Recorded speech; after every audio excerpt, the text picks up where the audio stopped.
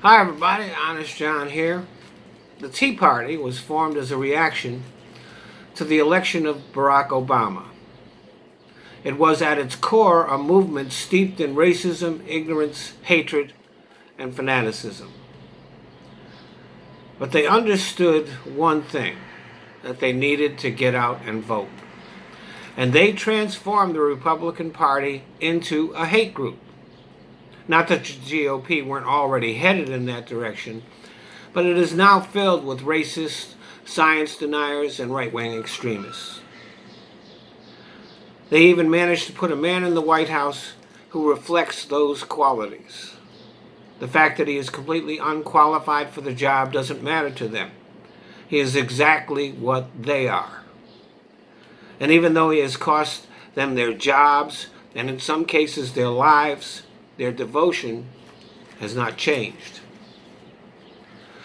On the other end of the spectrum came the Occupy movement, fueled by anger at corruption, at Wall Street, the wealthy elite, and marked by idealism.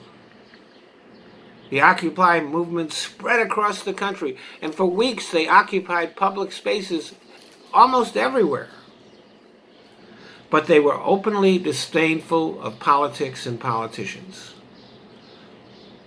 So all of their energy became focused on simply maintaining their various settlements, which eventually were torn down and dispersed. They did not lobby, they had no influence on policy, and when it came to vote,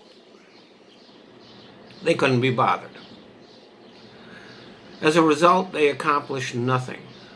Wall Street and big money still dominates politics, and we have a completely corrupt businessman in the White House. The Occupy movement will not even earn a footnote when the history of these times is written. Now we have the Black Lives Matter movement. It is supported by people of all races, ethnicities, and creeds all across the nation. The crowds are huge, out protesting.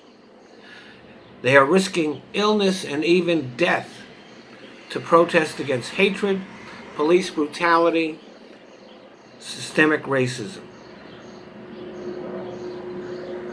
There are now efforts to rein in the police, ban chokeholds, publicly reveal police with problematic histories, take money from police departments to fund social welfare programs, and even dismantle some problem police forces, like the one in Minneapolis.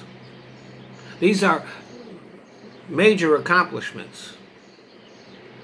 But if the energy that they are putting into protesting does not translate into a massive turnout at the polls in November, the movement will fail. If Trump and the Republicans are still in control of the White House and the Senate after November, nothing will be done at the federal level to meet the goals of the Black Lives Matter movement. It's just that simple. So if you're out there protesting and you're not registered to vote, and you're not planning on voting, what are you doing out there? Risking your lives for nothing. You're doing no more than taking part in a parade.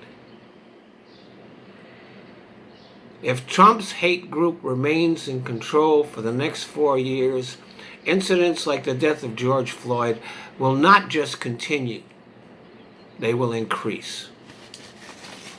Thanks for listening.